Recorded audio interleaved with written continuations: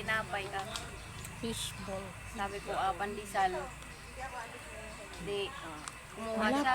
Tapos dinala niya sa kwarto. Ang inaano ko, ang kinabukasan sa kasi 50 pesos yung binili ko. Alam mo, kinabukasan ng umaga, ini-expect ko, may pang-almusal pa kami.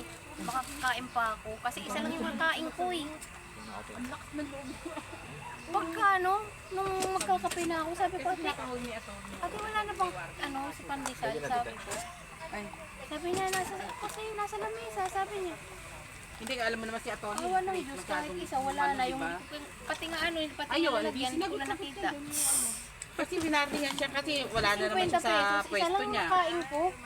Sabi ko, hindi man lang nila Sinabi niya naman nandun nakabreak ako. siya. Tapos ako yung bumili.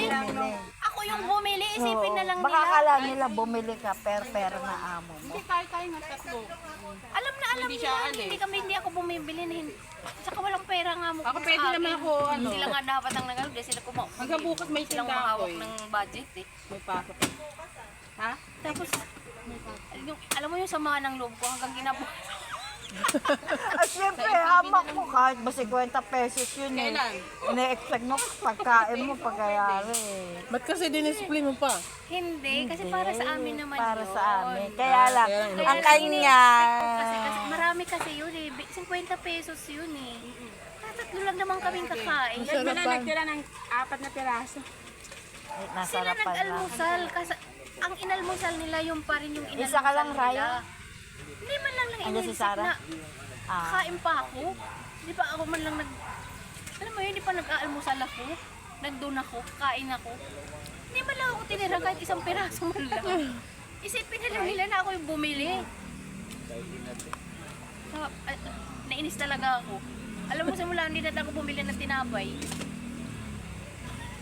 Nasabi kong kayo na ako lang taga-bili. Kahit ako pa yun. Hindi na talaga ako.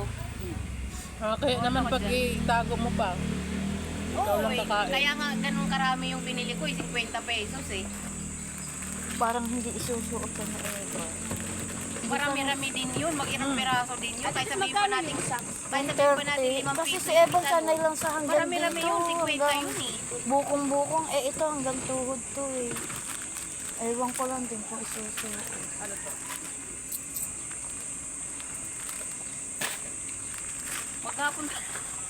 Maghapon talaga ako nga. Para sa kanilang dalawa. Pati pala kayo nadama doon? si Ate Marlene. Tatlo pala kayo doon? Nadama si Ate Marlene. Hindi, iba ang samahan niya na Ate Marlene, di ba? Abagay, okay naman si Ate Visit ako eh. Marlene. Sa kanilang dalawa. Kain Sa po. kanilang dalawa ako nakasabi. Sabi, hindi mo lang naisip na Nakakuha na kayo, sir? Ng kasambahay po? Wala pa rin po. Hinihintay pa po namin yung sa pinsan ko. Si Mother, ba't hindi na sumasama? May babantayan po sa bahay ngayon kaya